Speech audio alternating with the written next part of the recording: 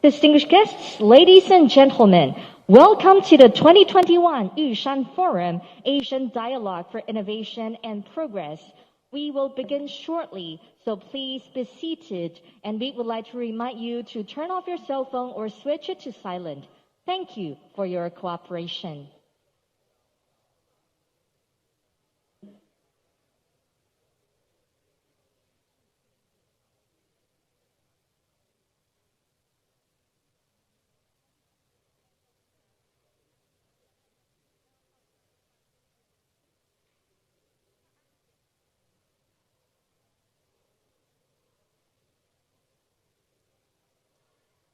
Distinguished guests, ladies and gentlemen, our event will begin shortly, so please be seated. And please don't forget to turn off your cell phone or switch it to silent. We also want to remind you that in the information packet, we have prepared a special facial mask featuring the Yushan Forum, and you're welcome to put it on. Thank you.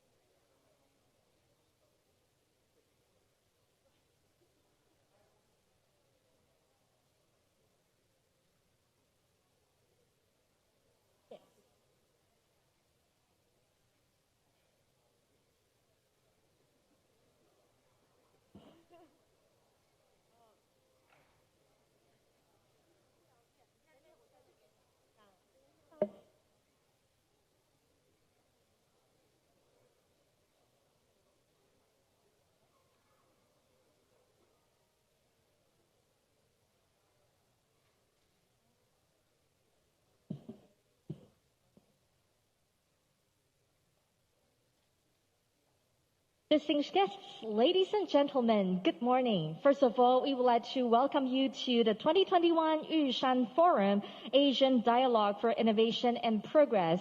As our event will begin shortly, we would like to invite our guests outside to move into the venue and be seated. Thank you for your cooperation. 各位贵宾，非常欢迎大家莅临玉山论坛。我们的活动即将开始，有请场外的贵宾移步进到会场，并请尽快就座。感谢您的配合。我们再次提醒场外的贵宾，麻烦请尽快移步到场内，并请您就座。谢谢您的合作。We would also like to remind you to turn off your cell phone or switch it to silent. We have also prepared a special facial mask featuring the Yushan Forum, and you're welcome to put it on. Thank you.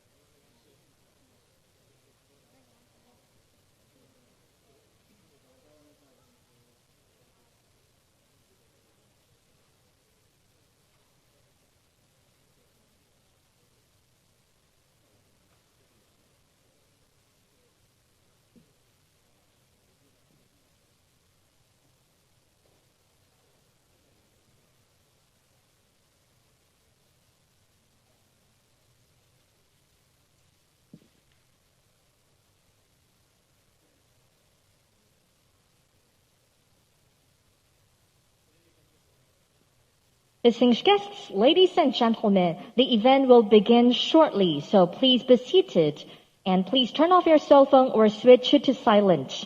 Our organizer has prepared a special facial mask featuring the Yushan Forum. You can find it in the information packet and you're welcome to put it on. We also want to remind you that no audio, video recording, live streaming, or photography is allowed, whether in this venue or online. Thank you for your cooperation.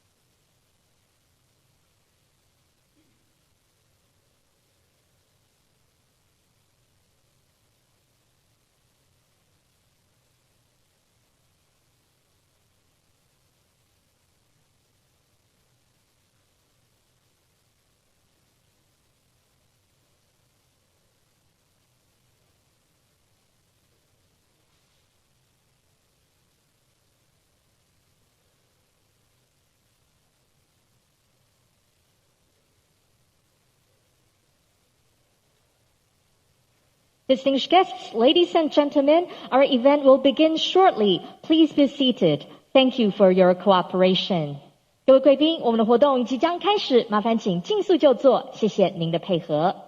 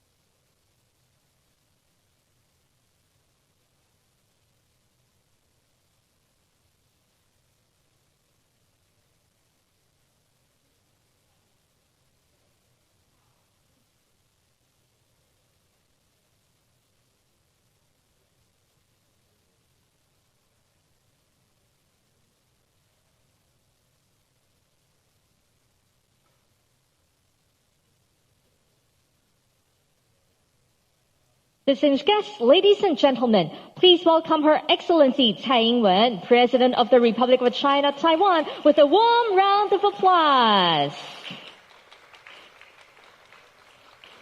总统好，麻烦请总统挥手向贵宾还有驻台使节致意。Thank you and please be seated.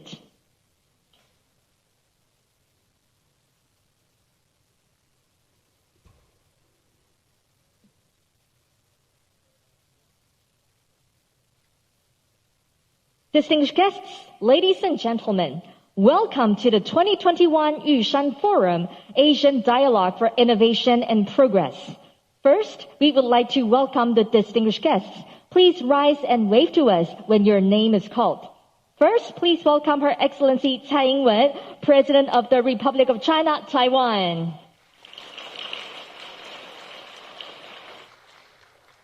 Please welcome the Honorable Tony Abbott, former Prime Minister of Australia. Please welcome Secretary General of the National Security Council, Mr. Wellington Koo. Please welcome Dr. Joseph Wu, Minister of Foreign Affairs. And please welcome Chairman of the Taiwan Asia Exchange Foundation, Dr. Xinhuang Michael Xiao. We would also like to welcome the members of the Diplomatic Corps as well as all of the distinguished guests for being here with us today.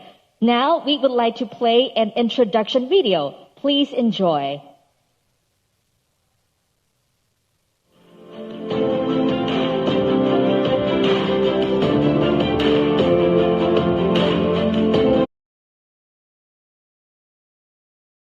"印太共坚强，经贸新南向，突破疫情限制，为区域经济注入新活水。建立疫后亚洲安全网，台湾不缺席。教育新南向，深耕区域人才培育。农业新南向，台湾与新南向伙伴国家一起打造区域永续安全的农业。用科技的力量，让台湾与区域伙伴共同打造坚韧的未来。培育亚洲人才，从台湾开始。让台湾接轨亚洲，让亚洲看见台湾，一起打造艺术文化的共荣体。厚实多元文化特色，为台湾注入南向新力量。客家南向继续太铺向前行，依循南岛祖先的航海轨迹，让我们重建台湾跟世界的连接，携手侨界，共创南向新视野。台湾新南向，亚洲复苏新能量。台亚会与大家一起携手前行，以韧实力重启进步价值。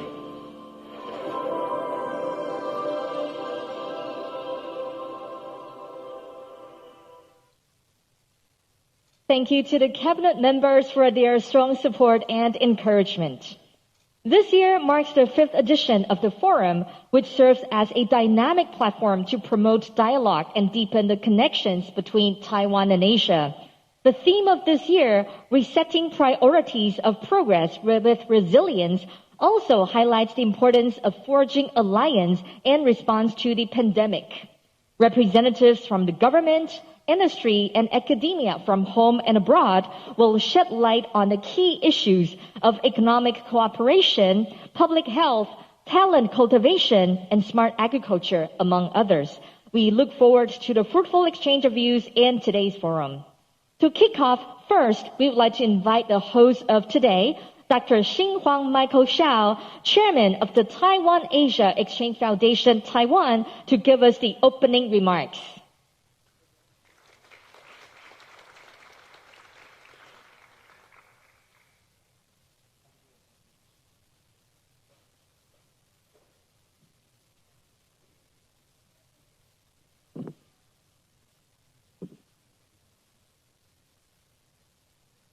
President Tsai, Secretary General Wu, Minister Wu, the Honorable Tony Abbott, the Honorable K.G. Furuya, distinguished guests and participants, ladies and gentlemen, good morning. On behalf of Taiwan Asia Exchange Foundation, TAEF, the organizer of the 2021 Yushan Forum, I would like to express my sincere welcome to you all to join this year's Yushan Forum. Although the pandemic continues to escalate, your on-site and online support at this difficult moment has proven the progress of Taiwan's global partnership. Domestically, as you can see from the video, this new southbound policy is the collective effort of all ministries. I especially thank the Honorable Tony Abbott AC for traveling all the way to Taiwan. Your presence here shows how democracies can build trustworthy ties in a time when the Indo-Pacific region has faced with convergent risks, ranging from military threat, ideological disparities, to geopolitical confrontations.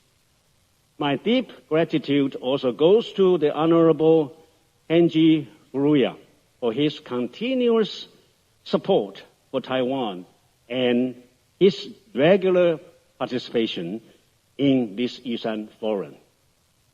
Last year's Yusan Forum focused on forging resilience, future together. This year's theme is resetting priorities of progress with resilience. The keywords are always resilient, and we hope next year still resilient with a more optimistic tone. A theme, a timely topic indeed. Today, we have witnessed how the global pandemic generated a tale of two divided worlds. Some countries have embarked on recovery plans already in the post-pandemic era. There are other countries, however, still standing at the crossroads of virus outbreaks, economic downturn, and deprivation of everyday life well-being.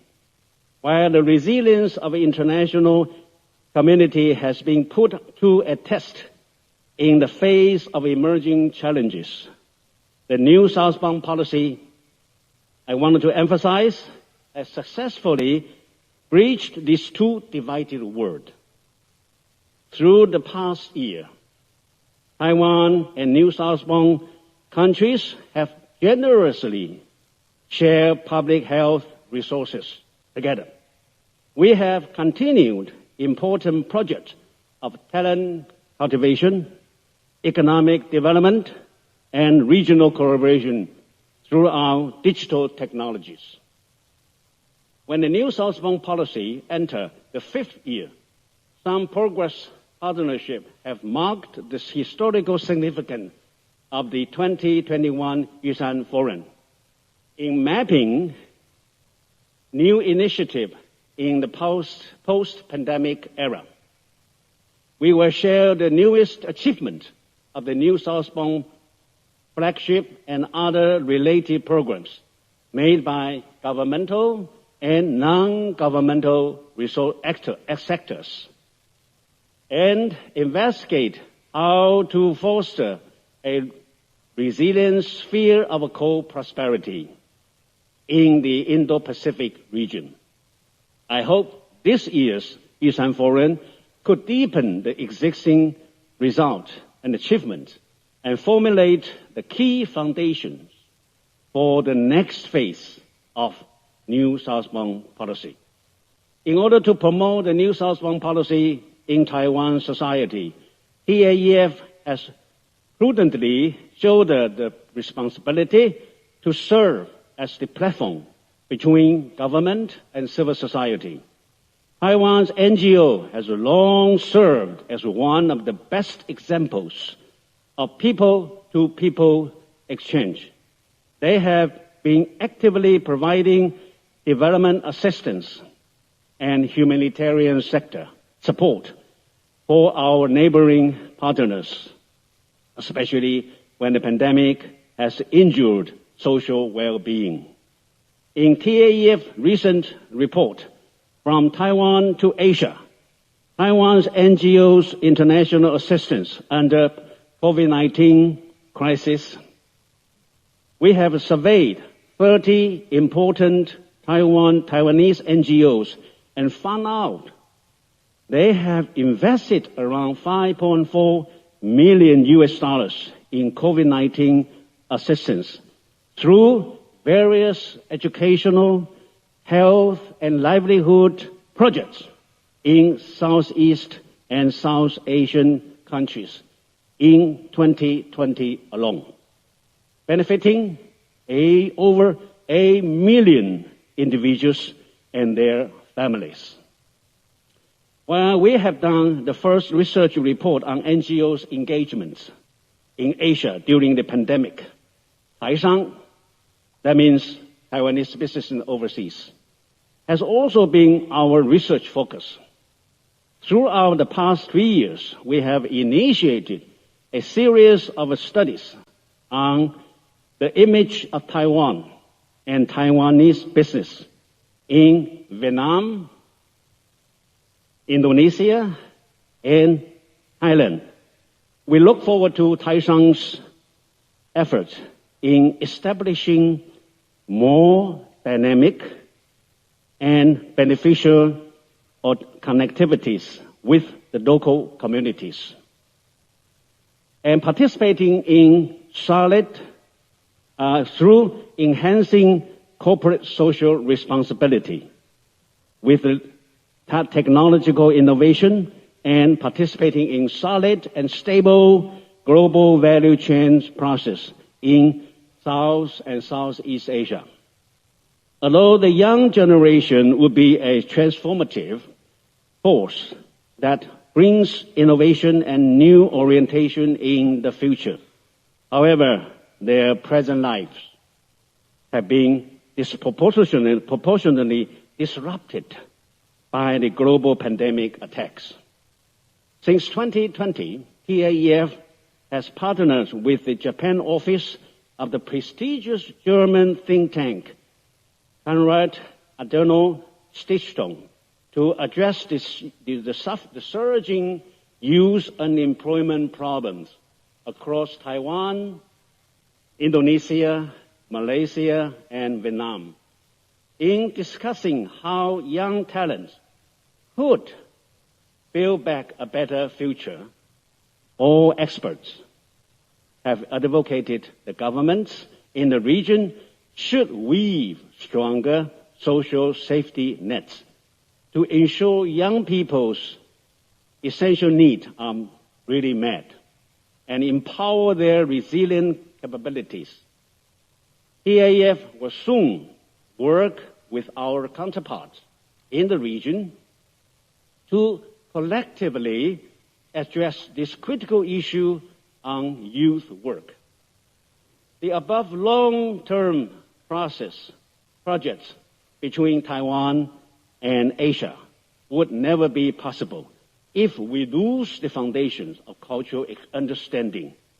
TAEF has partnered with Taiwan National Culture and Art Foundation, Indonesia's Yayasan Ineo Yogyakarta, and Vietnam's National Institute of Culture and Art Studies to expand the influence of Kaohsiung Museum of Fine Arts major exhibition and Austronesian Arts Festival in global community. In addition to the contemporary arts, TAEF will work with the Ministry of Culture, the Cultural Taiwan Foundation, the Keelung City Cultural Affairs Bureau to launch an exhibition titled Researching the Seas, Archetypal Memories in Circulation. In late October this year, where the transnational flows of commerce and networks among Keelung, Penang, and Manila will be emerging. The prolonged global pandemic demands unprecedented solutions and collaboration. It is important to recognize how Taiwan's New Southbound policy has built new social bonding in a time of social distancing, I hope you take this opportunity to stay there. I would like to take this opportunity to say that with all the new challenges and opportunities and new allies, new friends, the new southbound policy is ready to enter the new stage to sustain regional inclusive development and progress. I hope you all will enjoy and engage in today's forum. Your variable participation and support for Taiwan would shine the 2021 Yusan Forum. My special thanks to TAEF long-standing partners from government and civil society that made today's event possible. With our collective efforts, I believe we will certainly meet again next year to celebrate another fruitful journey of a new southbound partnership. Thank you very much. Thank you very much, Chairman Hsiao. And as Chairman Hsiao mentioned, resilience is the key word. And with our joint efforts, we will be able to create new opportunities and overcome the challenges together. So we are truly grateful that we can gather here to attend this important forum. And next, we are honored to have invited Her Excellency Tsai Ing-wen, President of the Republic of China, Taiwan, to give us her remarks.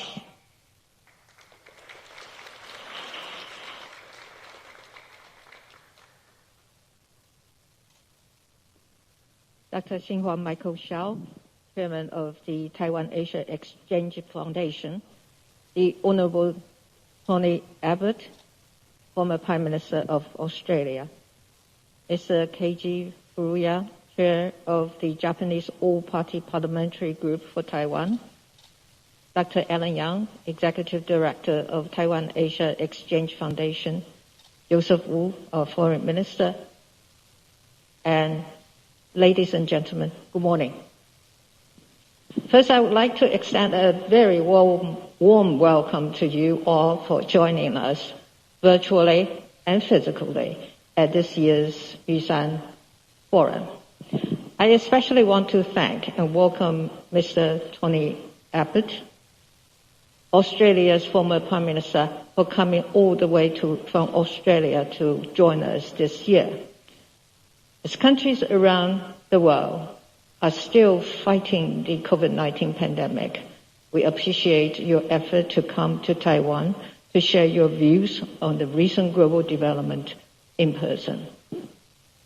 Under the current ever-changing international environment, you and your country's consistent effort to defend democracy, its values, and rules-based international order while resisting coercion from authoritarian countries is truly courageous and amicable. I know many international leaders are joining us virtually today due to restrictions on international travel. Your participation today signifies your staunch belief in democratic values such as freedom, the rule of law, human rights, and free trade, as well as friendships and support for Taiwan. I want to take this opportunity to invite you all to Taiwan after the pandemic recedes. Even though our efforts to combat the pandemic remains, there are issues important to the region and the world, which requires our attention and joint efforts. Issues such as how to promote cooperation in new reality we are facing, and how should we reset the priorities and reinforce resilience. This year's Yusan Forum is set to facilitate discussions on these important and pressing questions as we move towards a post-pandemic future. During a previous Yusan Forum, Chairman Hsiao made a keen observation. He said, Taiwan is not a problem, but rather a solution. Taiwan, through its evolution as an economic powerhouse and a vibrant democracy is indeed part of the solution to emerging challenges with ramifications on a global scale, from climate change to new diseases, proliferation and terrorism, to human trafficking and threats to supply chains. Despite being excluded from international organizations, Taiwan has strived to adhere to international protocols. Taiwan has also been working proactively and diligently with like-minded partners on the development of the region.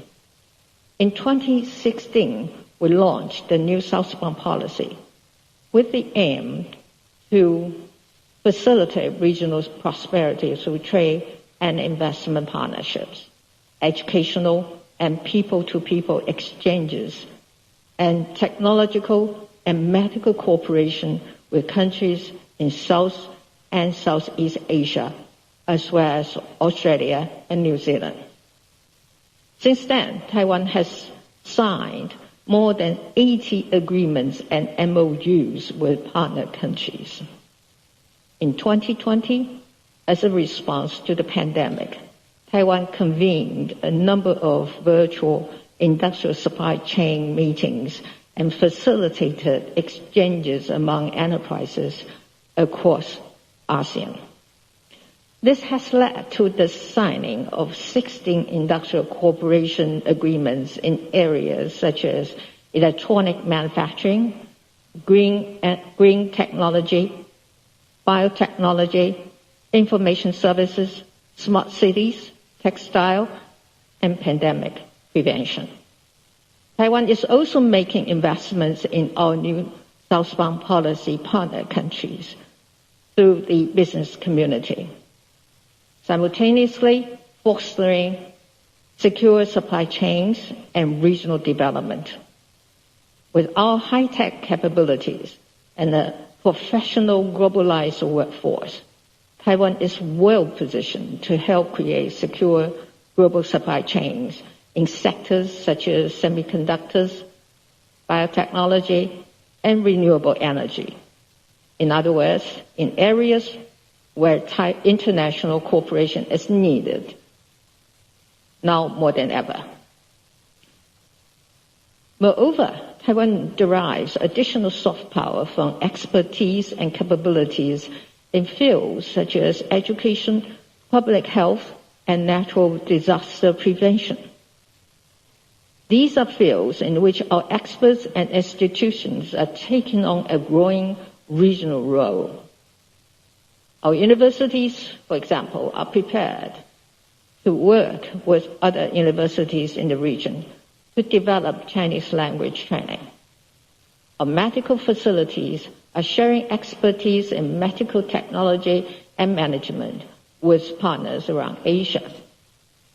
Economically, despite the flare-up of the infection in the spring, Taiwan's overall economic growth reached 8.34% in the first half of 2021. Taiwan's exports grew 31%, the most among the 4 Asian tigers. Imports also increased by 28.6%. Moreover, Taiwanese investment in the new southbound policy countries over the first half of this year increased by 58.87% year on year. Reciprocally, there was an increase in new southbound policy countries' investment to Taiwan by 57.5%. Taiwan's investment in ASEAN constitutes 35.1% of the overall investment, exceeding the 25.8% investment in China. At this critical juncture, as the world fights to regain its footing from the effects of the pandemic, Taiwan can be a crucial actor in the peaceful development and prosperity of our region. Of course, prosperity requires a peaceful, stable, transparent, and open environment. The Indo-Pacific region is now the world's fastest growing region. What happens in the region will ultimately shape the course of the 21st century. This emergence offers innumerable opportunities in everything from trade and manufacturing to research and education. But this also brings new tensions and systemic contradictions that could have devastating effects on international security and the global economy if they are not handled carefully. In addition to economic partnerships and people-to-people exchanges, Taiwan is fully committed to working with other regional actors to ensure stability. For example, this March, Taiwan established a Coast Guard working group with the United States. This working group will improve communication and information sharing between the U.S. and the Taiwan Coast Guards. It will also facilitate greater cooperation on shared objectives like preserving maritime resources and reducing illegal, unreported, and unregulated fishing. This working group, for example, will serve as a springboard for greater collaboration on non-military matters with other partners in the Indo-Pacific. Taiwan's efforts to contribute to regional stability and security do not end there. Taiwan is fully committed to collaborating with regional players to prevent armed conflicts in the East China, South China Seas, and in the Taiwan Strait. Taiwan does not seek military confrontation. It hopes for a peaceful, stable, predictable, and mutually beneficial coexistence with its neighbors. But Taiwan will also do whatever it takes to defend its freedom and democratic way of life. As we move towards the post-pandemic era, the New Southbound policy will be Taiwan's pivotal regional policy for Asia. Through the New Southbound policy, Taiwan seeks to strengthen links with regional strategic partners such as the United States, Australia, India, Japan, and ASEAN countries.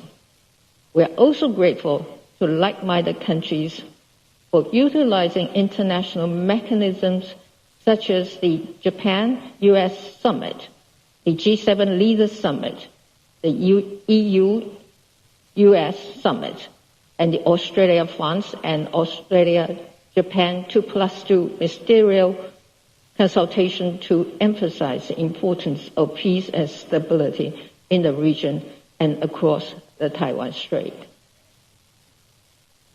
Taiwan may be small in terms of territory, but it has proved that it can have a large regional presence.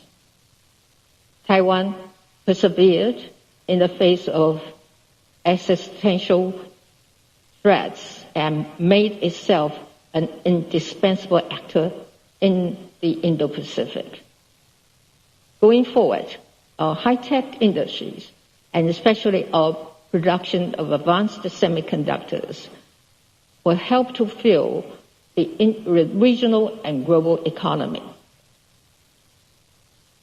Despite the challenges posed by the pandemic, the last 2 years were also exemplified by warmth, resilience, friendship, and partnership. As Taiwan donated material and provided assistance to the world at the onset of the pandemic, the world also came to Taiwan's aid with life-saving vaccines. Time and again, we all were confronted by great challenges, but we have always being able to triumph by working together. United, we will prevail. Lastly, I want to wish you all a successful forum. I want to welcome former Prime Minister Abbott to Taiwan again. I enjoyed our conversation yesterday, and I hope you enjoy the rest of your stay in Taiwan. Thank you, Chairman Shao, for the invitation to speak at this important event, and thank you all very much. Thank you. Thank you very much, President Tsai, for your remarks. Please return to your seat.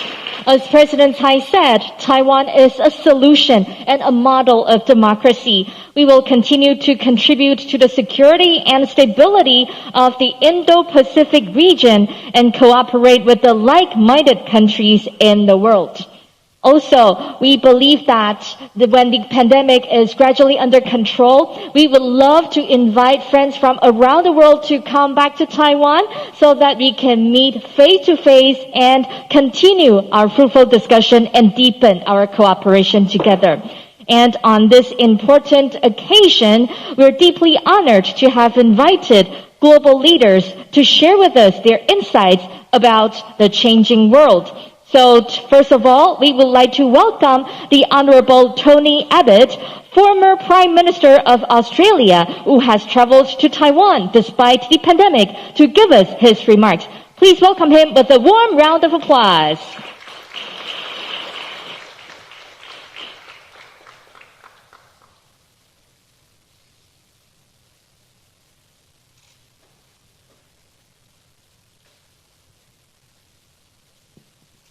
Madam President, Foreign Minister Wu, ladies and gentlemen, distinguished guests. 2 years back, I hesitated to attend this conference, lest that provoke China. But since then, as you know, Beijing has torn up the One Country, Two Systems Treaty on Hong Kong.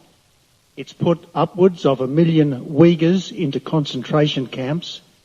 It's boosted cyber spying on its own citizens, cancelled popular personalities in favour of a cult of the Red Emperor, brutalised Indian soldiers in the Himalayas, coerced other claimants in its eastern seas, and flown ever more intimidatory sorties against Taiwan.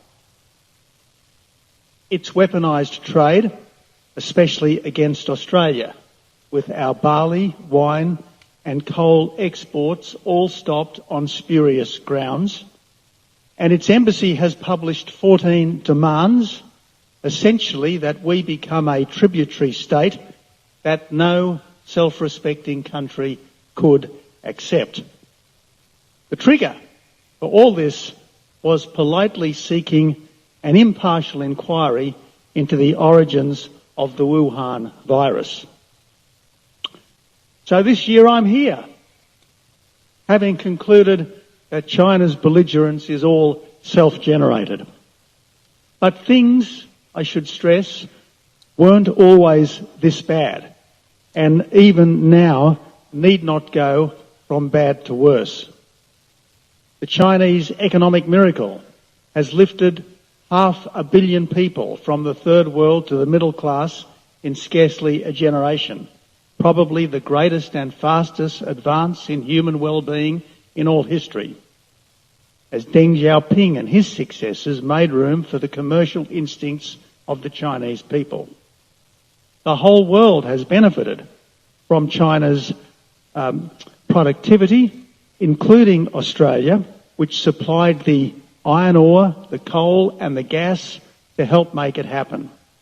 My government finalised China's first free trade deal with another G20 economy, in part because we thought that would help to build trust between China and the democracies. As Prime Minister, I was prepared to join the Chinese-led Asia Infrastructure Investment Bank because I thought that would help to give China a stake in a rules-based global order. So for Beijing, surely there's a lesson here. The more freedom its people have, the better they've done, and the more respect China has gained. Be a friend, that experience shows, and you'll have friends. Be a bully, and you'll only have clients who can't wait to escape.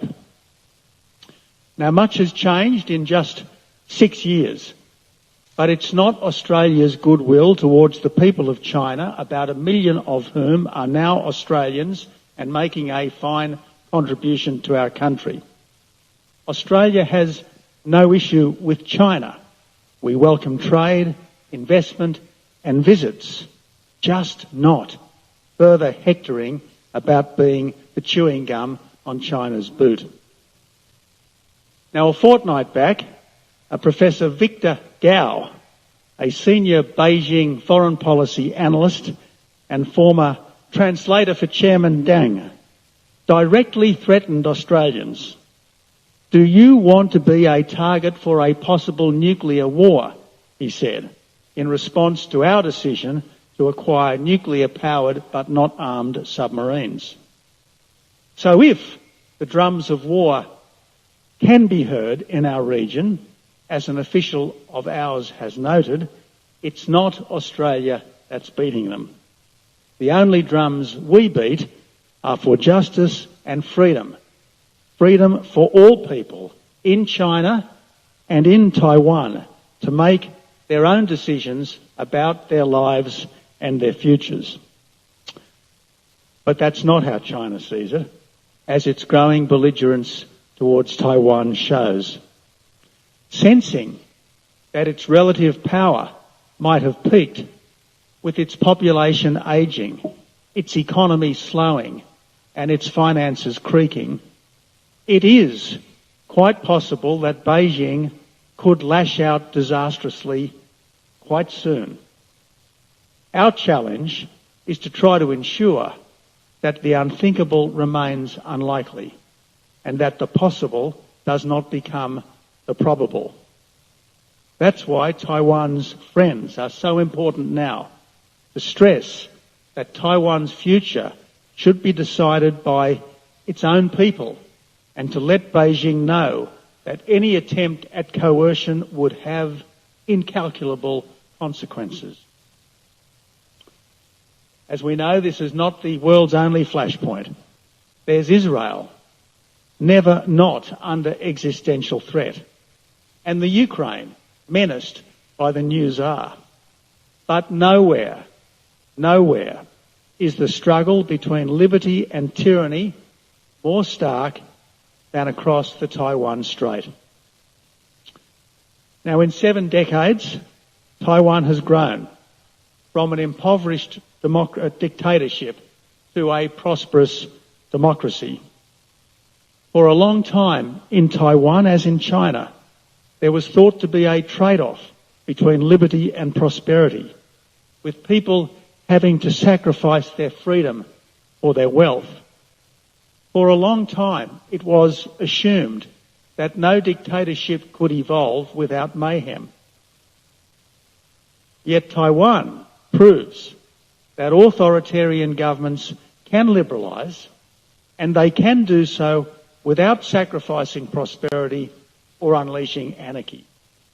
Economic growth here since 1990 has averaged 5%, and you Taiwanese are now the 15th richest people in the world in purchasing power terms.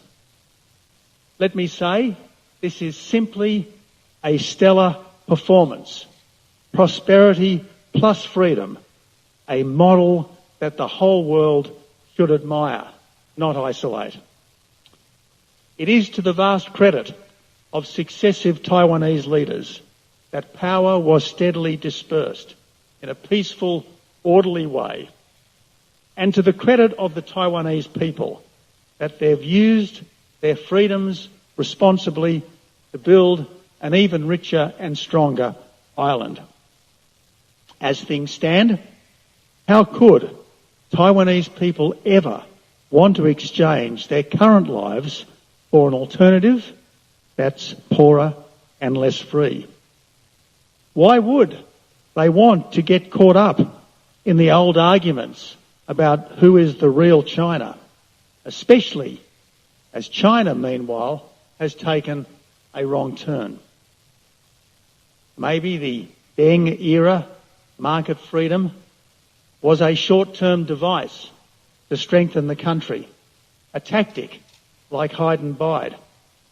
But China's leaders should have thought more deeply about this, because dropping the ruse has just united others against them. It's Beijing that's created the quadrilateral security partnership linking the United States, Japan, India and Australia, because it's been so unreasonable. And the more aggressive it becomes, the more opponents it will find. At our recent ministerial summit, both Australia and the United States stated their intent to strengthen ties with Taiwan, which we both declared is a leading democracy and a critical partner for both countries. The State Department has just affirmed that the US commitment to Taiwan is rock solid. I don't believe America could stand by and watch China swallowed up. I don't believe Australia should be indifferent to the fate of a fellow democracy of almost 25 million people. The US Secretary of State put it well earlier when he said of China that America would be competitive when it should be, collaborative when it can be, and adversarial when it must be. But provided it's real, collaboration is still possible and trust could yet be rebuilt. But Taiwan will be the test. For the democratic world, that means a readiness to support this fellow democracy, including by welcoming Taiwan into the Trans-Pacific Partnership. And for China too, which can hardly succeed while it mistreats its own people and threatens its neighbours, that means scaling back the aggression, as it could never be admitted to the TPP while engaged in a trade war with Australia and in predatory trade all round. So, Madam President, ladies and gentlemen, nothing is more pressing right now than solidarity with Taiwan. If we want a better world, hence my enthusiastic presence here today to stand with this island that's brave and free. I won't end urging you to stay safe. Rather, something nobler and higher. Stay free. Thank you very much, Prime Minister Abbott, for joining this forum in person to show your staunch support for Taiwan. Indeed, we want to not only stay safe, but also stay free. And also, your presence here demonstrates the importance of the democracies supporting each other to ensure freedom, prosperity, and democracy in the world. So once again, we would like to express our sincere appreciation, and certainly we look forward to seeing more like-minded democracies in the world supporting each other and promote democracy in the world. Our next speaker will join us virtually. The Honorable Keiji Furuya, member of the House of Representatives Japan, will give us his remarks from Japan. And now I would like to give the floor to Mr. Furuya. はい、英文総統閣下、台湾の皆様、ご連席の皆様、日本最大の超党派国会議員連盟、日華議員懇談会の会長を務めています、古谷啓二でございます。本日は玉山フォーラムにお招きに預かり、心から感謝をいたします。この玉山フォーラム、玉山フォーラムでの講演は、今回で4年連続4回目となります。昨年同様、オンラインの参加となりました。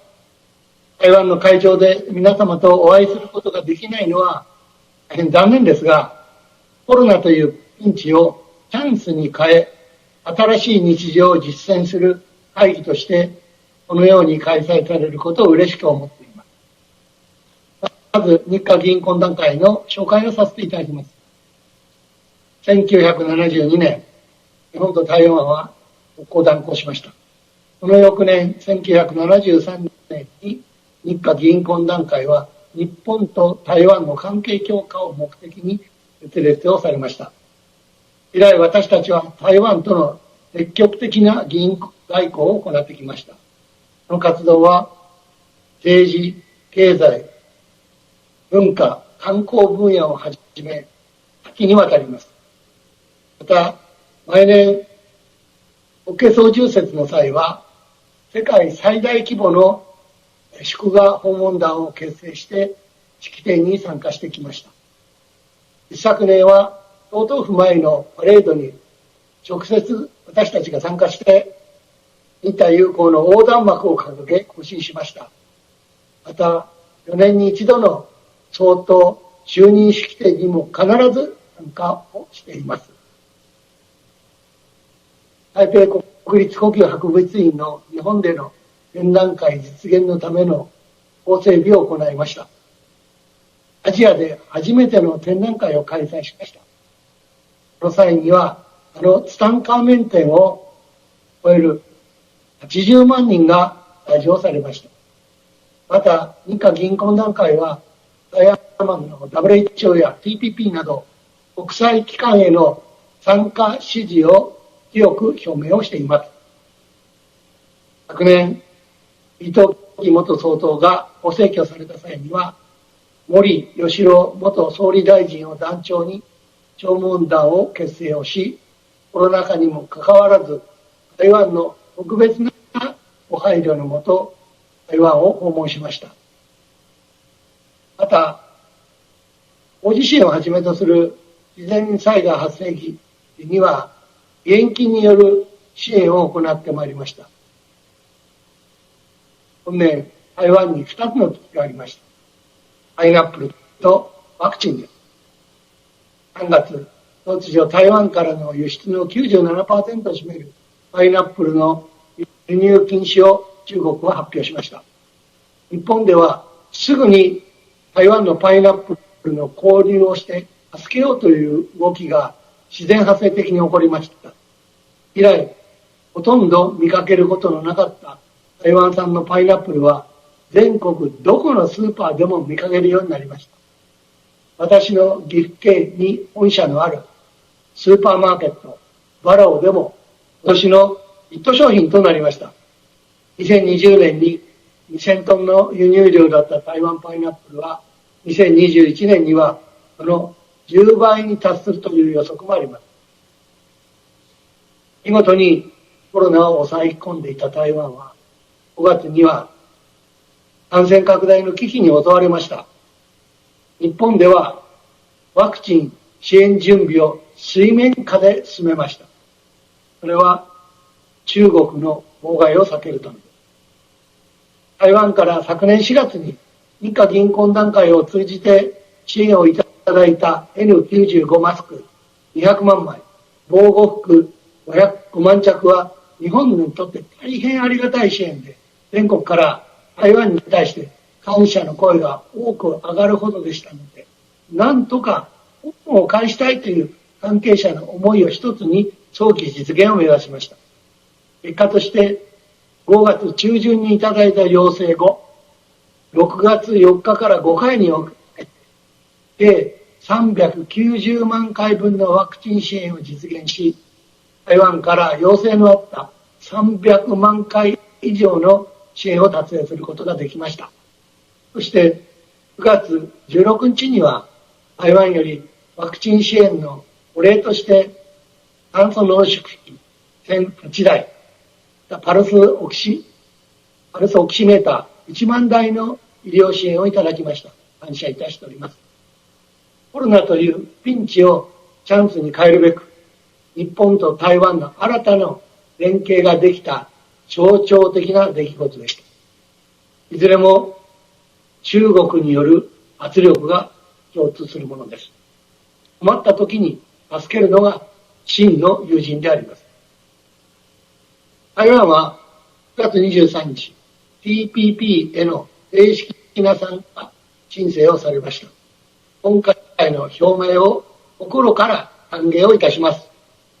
日華議員懇談会は毎年の活動基本方針で自由、民主主義、基本的人権、法の支配といった基本的価値観を共有する重要なパートナーである台湾の TPP 参加支持を表明しています。また、台湾政府は今後の加入交渉に対して福島県など日本産品の輸入禁止措置の解除を協議する考えを表明をされました。TPP 参加に前提となる諸問題を解決することを含め、日華議員懇談会としてできる限りの支援をしていくことをお約束をいたします。日華議員懇談会は7月29日、日米対議員による初の戦略対話をオンラインで開会をしました。この日米対議員外交の構想は、日華議員懇談会の活動方針の最重要テーマとしてかねてより目標としていたものです。2020年1月、蔡英文総統の再選直後、私は台湾を訪問し、蔡英文総統閣下と直接に依頼し、賛同いただきました。また、AIT のクリステンセン当時の代表とも意見交換をして支持をいただきました。当初、昨年5月20日の総統就任式典に合わせて開会を目指していましたが、コロナにより開催延期となり、7月29日に実現を果たしました。台湾からユ立法委員長をはじめ、超党派立法委員、米国からハガティ上院議員をはじめ、上下両院議員、日本からは安倍前総理をはじめ、超党派国会議員が参加し、歴史的フォーラムを開会をいたしました。この実現をしました。近年、中国国防費の急増や国防、武警法、海警法の改正のように、常軌を逸した中国の力による一方的な現状変更に対して、法の支配、基本的人権、民主主義という共通の価値観を持つ国々が連携をしていく必要があり、正式な外交がない台湾と日米の議員外交は極めて重要であります。私が所属する自由民主党でも、台湾政策の提言を策定し、その中で日米台による安全保障対話のプラットフォーム構築のため、現実的な第一歩を踏み出すと、例えば日本の自衛隊、米国、台湾の海軍の音楽隊にある文化的行事を行い、緊張を高めることなく、交流の実績を積み上げることを提案しました。今後、日米対議員フォーラムを定期的に開催し、短期的、中長期的政策について、私たちは引き続き検討を重ね、現実かつ実効性のある取り組みをしてまいります。来年は日本と台湾が断交して50年、再来年には日華議員懇談会設立50年を迎えます。私たちは半世紀にわたりこれまで構築してきた日本と台湾の絆をより強固にして、この信頼という力を生かし、次の50年につながる取り組みを行ってまいります。ありがとうございました。謝謝。Thank you, Mr. Furuya, for your remarks and your lasting support. Due to the pandemic, former Japanese Prime Minister Shinzo Abe cannot be with us today. However, he has prepared a special message for the Yushan Forum. Quote, both Taiwan and Japan embrace the universal values of freedom, democracy, human rights, and the rule of law, and Taiwan is an important partner and friend to Japan. Facing the threat from COVID-19, our two countries have helped and supported each other. Taiwan also strongly supports a free and open Indo-Pacific strategy. Taiwan has outstanding digital technology and innovation and is capable of making significant contributions to the international community. The Yushan Forum is an important platform to deepen the understanding among countries and expand the scope of consensus, thereby becoming a strong source of momentum. May the forum be a great success and all of the distinguished guests enjoy good health and prosperity. Unquote. We would like to thank Prime Minister Abe for his support and friendship. Thank you very much. And here we are truly grateful that President Tsai has attended the Yushan Forum despite her busy schedule. So please give her a warm round of applause. And now we will send off President Tsai.